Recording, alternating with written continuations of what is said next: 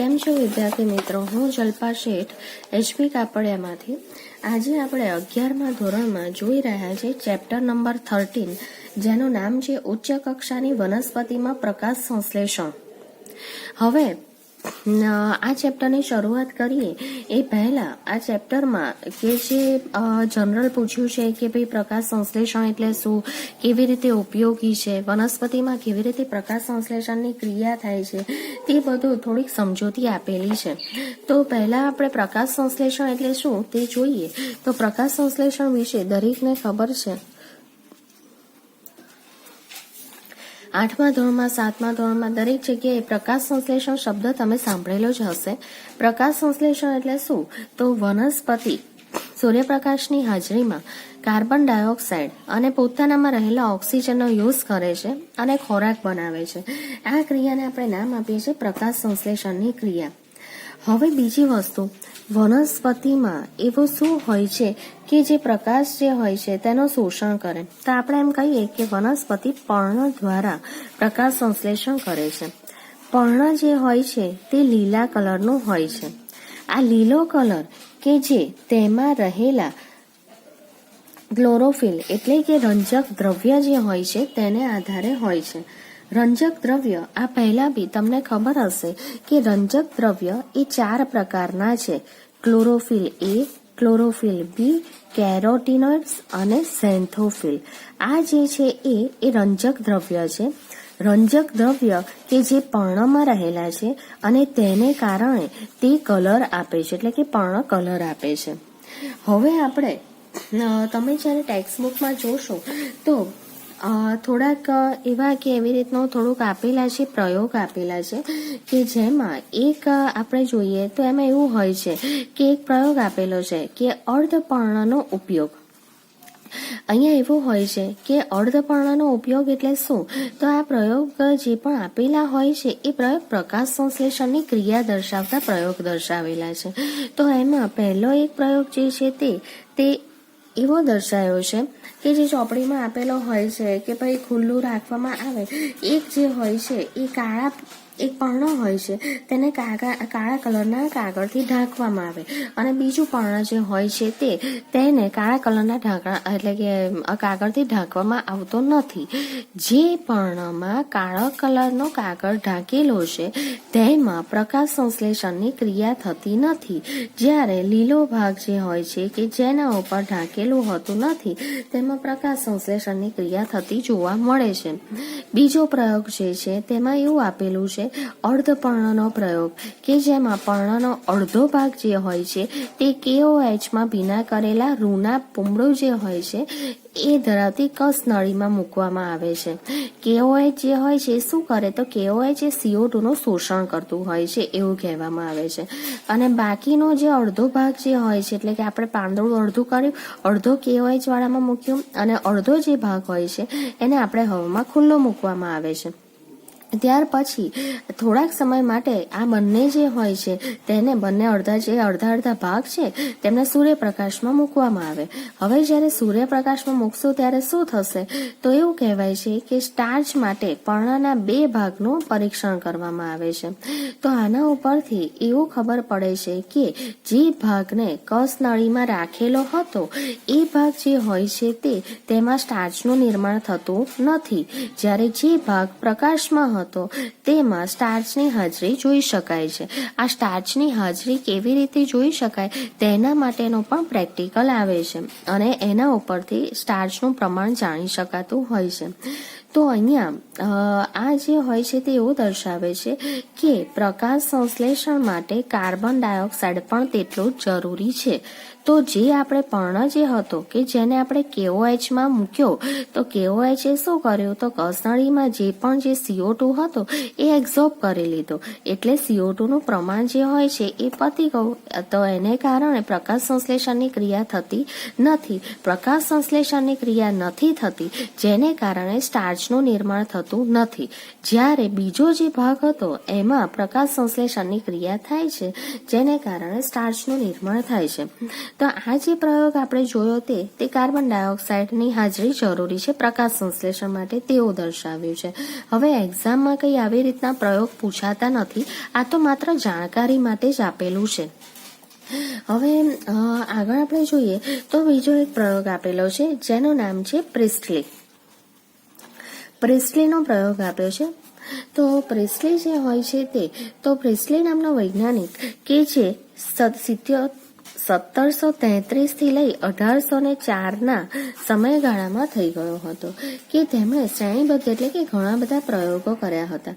હવે બીજી વસ્તુ તો તમને જો ધ્યાન હોય તો આ પ્રિસ્ટલી છે કે જેણે ઓક્સિજનની શોધ કરી હતી અને પ્રિસ્ટલીએ નિરીક્ષણ કર્યું કે એક બંધ જગ્યા હોય છે એટલે કે બંધ એક જાર લે છે. જાર એટલે બરણી જેવું કે જેમાં એક ભાગ જે હોય છે એ ઓપન હોય છે, જેને નામ આપે છે બેલ જાર. એટલે કે બેલ જેવા આકારનો નીચેથી ખુલ્લો હોય એટલે આમ ઘંટ હોય ને એવા આકારનો હોય છે કે જેના નામ આપીએ છીએ બેલ જાર. તો એ બેલજાર જે હોય છે એમાં સળગતી મીણબત્તી એ ઝડપથી ઓલવાઈ જાય છે એવું બેલજારે દર્શાવ્યું હતું. આ તમે જ્યારે પણ ટેક્સ્ટ બુક જોશો ત્યારે એની આકૃતિ જોશો ત્યારે આઈડિયા આવી જશે. તો આમ તો 99% માટે પ્રિસ્ટલી જે હોય છે એના પ્રયોગ પણ પૂછાતા નથી હોતા, પણ જાણકારી માટે આપણે એક વખત જોઈ લેવું સારું, બરાબર. તો અહીંયા પ્રિસ્ટલી જે હોય છે તેણે બેલજારમાં સળગતી મીણબત્તી મૂકી. આ જે હોય છે એ બેલજાર છે. બેલજાર એટલે ઊંધો ઘંટ જેવો આકાર કે જેમાં અહીંયા એણે સળગતી મીણબત્તી મૂકી તો શું થયું? તો સળગતી મીણબત્તી ઓલવાઈ જાય છે. એ જ રીતે કોઈ ઉંદરનો શ્વાસ પણ અહીંયા આવી રીતે ઉંદર જ્યારે બેલજારમાં મૂકીએ ત્યારે બેલજારમાં ઉંદર જે હોય છે તે પણ ઓલવાઈ જતો, ઉંદર જે હોય છે તે પણ આગળ એનો શ્વાસ જે હોય છે એ રૂંધાઈ જતો હોય છે તેવું જોવા મળ્યું. હવે આગળ જોઈએ તો આ અવલોકનને આધારે એવું જાણવા મળ્યું કે સળગતી મીણબત્તી કે કોઈ પ્રાણી કે જે હવામાં શ્વાસ લે છે, હવામાંથી શ્વાસ લેતા હોય છે, તો તેઓ બંને કોઈક રીતે હવાના બંધારણને નુકસાન પહોંચાડે છે. તો હવાને કારણે જ આ મીણબત્તી જે છે એ સળગતી હોય છે. જ્યારે આને બંધ કરી દઈએ છે ત્યારે મીણબત્તી ઓલવાઈ જતી હોય છે. તે જ રીતે ઉંદર જે હોય છે તે પણ અહીંયા ઉંદર એને પણ જ્યારે બંધ બેલજારમાં રાખીએ છીએ ત્યારે એનો પણ શ્વાસ જે હોય છે એ રૂંધાઈ જતો હોય છે, કે જે દર્શાવે છે કે દરેક માટે ઓક્સિજનની હાજરી એ ખૂબ જ જરૂરી છે. આવું જોવામાં આવે છે. હવે બીજી વસ્તુ કે બીજા એક વૈજ્ઞાનિકનું નામ છે. વૈજ્ઞાનિકોના નામ યાદ રાખવા ખૂબ જ જરૂરી છે, ક્યારેક એક માર્ક જે હોય છે તેમાં પૂછાઈ જતું હોય છે. તો અહીંયા એક વૈજ્ઞાનિકનું નામ છે ઇન્જેનહાઉસ. જે ઇન્જેનહાઉસ હોય છે એ કે જેણે 1730 થી 1799 સમયગાળા દરમિયાન પ્રયોગો કર્યા હતા. અને તેણે શું કર્યું? તો આ પ્રિસ્ટલી જે છે તેનો જ એણે જે ઉપકરણ યુઝ કર્યું હતું એનો જ ઉપકરણ યુઝ કર્યું. પરંતુ તેણે શું કર્યું? તો એકવાર અંધારાવાળી જગ્યામાં અને એકવાર સૂર્યપ્રકાશમાં, એકવાર અંધકારમાં અને બીજી વાર જે છે તે સૂર્યપ્રકાશ જે હોય છે તેમાં આ પ્રયોગ કર્યો. અને તેના ઉપરથી ખબર પડે છે કે વનસ્પતિની પ્રક્રિયા જે હોય છે તેના માટે સૂર્યપ્રકાશ ખૂબ જ આવશ્યક છે. એટલે કે સૂર્યપ્રકાશની જ હાજરીમાં પ્રકાશ સંશ્લેષણની ક્રિયા થતી હોય છે, સ્ટાર્ચ બનતો હોય છે, ખોરાક બનતો હોય છે. જ્યારે અંધકાર જે હોય છે તેમાં આ વસ્તુ જે હોય છે એ થતી નથી. બીજી વસ્તુ, ઇન્જેનહાઉસ જે હોય છે તેણે એક જલીય વનસ્પતિના પ્રયોગ, જલીય વનસ્પતિ એટલે કે જે પાણીમાં હતી એવી વનસ્પતિ, પાણીમાં ઉગતી વનસ્પતિ ઉપર પ્રયોગો કર્યા. તો જલીય વનસ્પતિના પ્રયોગમાં દર્શાવ્યું કે તીવ્ર સૂર્યપ્રકાશ જે હોય છે તેમાં વનસ્પતિના લીલા ભાગોની આસપાસ આવી રીતે વનસ્પતિ જે હતી તે એના લીલા ભાગો એટલે કે એના લીફ, એના લીલા જે ભાગો, નાના નાના લીલા ભાગ હતા એના ઉપર નાના પરપોટા નીકળે છે. જ્યારે અંધકારમાં આ વસ્તુ એટલે કે પરપોટા જોવા મળતા નથી. ત્યારબાદ તેમણે હવે ત્યારબાદ તેમણે આ પરપોટા જોયા કે આ પરપોટા શેના છે, ત્યારે ખબર પડે છે કે પરપોટા જે હતા તે એ ઓક્સિજનના જ હતા. આ પરપોટા એ ઓક્સિજનના હોય છે કે જે વનસ્પતિનો લીલો ભાગ આ ઓક્સિજન મુક્ત કરે છે કે જે પરપોટા સ્વરૂપે આ લીફ ઉપર જોવા મળતો હોય છે. આ વાત થઈ એ ઇન્જન હાઉસની વાત થઈ. બરાબર. હવે આગળ જોઈએ તો આગળ એક વૈજ્ઞાનિકનું નામ છે જુલિયસ વોન સેટ. આ જુલિયસ વોન સેટ જે નામના વૈજ્ઞાનિકે પુરાવા સાથે એવું સાબિત કર્યું કે જ્યારે વનસ્પતિ વૃદ્ધિ કરે છે ત્યારે શર્કરા ઉત્પન્ન થાય છે. જેને શું કહ્યું તો વનસ્પતિની જ્યારે વૃદ્ધિ થાય ત્યારે શું થાય છે તો કે શર્કરા અથવા તો ગ્લુકોઝ એટલે ખોરાકનું નિર્માણ થતું હોય છે, ખોરાક ઉત્પન્ન થતો હોય છે. ગ્લુકોઝ સામાન્ય રીતે કયા સ્વરૂપે હોય તો વનસ્પતિમાં ગ્લુકોઝ જે હોય છે તે સ્ટાર્ચ સ્વરૂપમાં હોય છે. સ્ટાર્ચ સ્વરૂપમાં સંગ્રહ પામતો હોય છે ગ્લુકોઝ.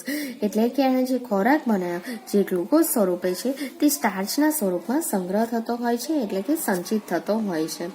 બીજી વસ્તુ, વનસ્પતિનો જે લીલો ભાગ છે જેને આપણે ક્લોરોફિલ અથવા તો હરિતદ્રવ્ય કહીએ છીએ, વનસ્પતિના કોષોમાં આવેલા વિશિષ્ટ અંગિકા હવે ખાસ વાત છે કે જે ક્લોરોફિલ હોય છે લીલા કલરનો ભાગ એ વનસ્પતિમાં જ જોવા મળે છે. અને વનસ્પતિમાં કઈ અંગિકામાં તો અંગિકાનું નામ છે હરિતકણ. આ વસ્તુ પણ આપણે 8મું જ્યારે ચેપ્ટર જોયું ત્યારે અંગિકાવાળું ચેપ્ટર જે હતું ત્યારે આવી ચૂકેલું છે. હવે બીજું, લીલા ભાગમાં જ્યારે ગ્લુકોઝ બને છે અને ગ્લુકોઝ જે હોય છે તે આ સ્ટાર્ચ સ્વરૂપમાં સંચિત થતો હોય છે. આવું દર્શાવ્યું હતું જુલિયસ વોન સેચ નામના વૈજ્ઞાનિકે.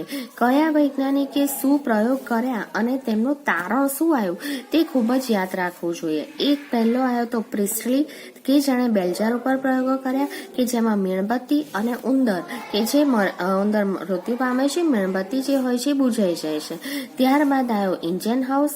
ઇન્જન હાઉસ જે છે તેણે અંધકાર અને સૂર્યપ્રકાશની હાજરીમાં પ્રયોગો કર્યા કે જેણે જલીય વનસ્પતિ ઉપર પ્રયોગો કર્યા જે દ્વારા દર્શાવાય છે કે લીલા જે ભાગ હોય છે તેના ઉપર ઓક્સિજનની હાજરી, ઓક્સિજનના પરપોટા જોવા મળે છે.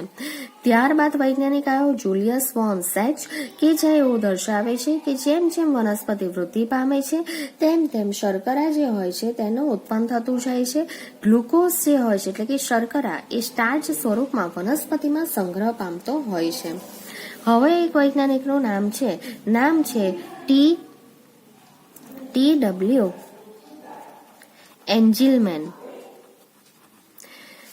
આણે 1843 થી લઈ 1909ના ગાળામાં પ્રયોગો કર્યા. હવે એમણે શું કર્યું તો એના માટે તેમણે પ્રિઝમનો ઉપયોગ કર્યો અને પ્રિઝમનો ઉપયોગ કરી અને પ્રકાશને વર્ણપટના ઘટકમાં વિભાજિત કર્યો. આ પછી એક લીલી લીલ જેનું નામ છે ક્લેડોફોરાન ને જારક બેક્ટેરિયાયુક્ત દ્રાવણમાં રાખ્યા અને બેક્ટેરિયાનો ઉપયોગ ઓક્સિજન ક્યાંથી મુક્ત થાય છે તે સ્થાન જાણવા માટે કર્યો હતો. અને તેમને એ જાણવા મળ્યું કે અહીંયા મુખ્યત્વે વાદળી તેમજ લાલ પ્રકાશના વિસ્તારમાં એકત્રિત થાય છે. એટલે કે વાદળી અને લાલ પ્રકાશમાં આ ક્રિયા પ્રકાશ સંશ્લેષણ જે હોય છે તેની ક્રિયા વધારે પ્રમાણમાં થતી જોવા મળે છે કે જે દર્શાવ્યું છે TW એન્જિલમેને. તો આ જે વૈજ્ઞાનિક આજે જે ચલાયા એ તેમણે કઈ સાલમાં એ કદાચ નથી પૂછાતું, પણ એમણે શું પ્રયોગ કર્યા અને એનું શું તારણ આવ્યું એ ક્યારેક 1 માર્કના ક્વેશ્ચનમાં પૂછાતું હોય છે. તો આજના માટે બસ આટલું જ. Thank you very much.